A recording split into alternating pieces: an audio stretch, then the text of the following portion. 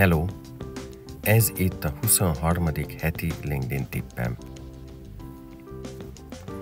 Ma arra hozok megoldást, hogy hogyan tudod megelőzni a versenytársaidat.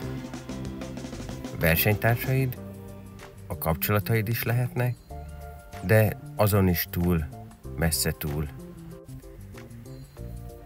Ahhoz, hogy megtudd, hogy mik a legjobb keresőszavaid, először használd az Ubersuggest-et.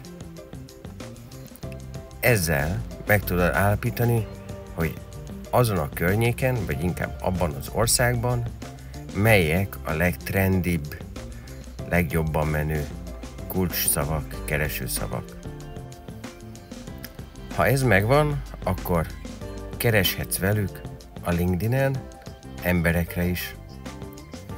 Megkerested őket, megtaláltad, beállítottál egy csomó mindent a filteren, hogy milyenek legyenek ők, és ha megvannak, akkor az ő profiljaikról sokat tudsz tanulni.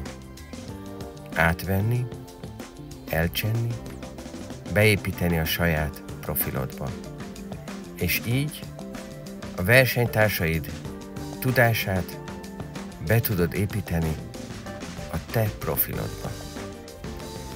Legyél álláskereső, vagy bármilyen szakember, vagy akár marketinges, aki personát épít, így nagyon jól lehet a LinkedIn-nel együtt dolgozva eredményeket elérni.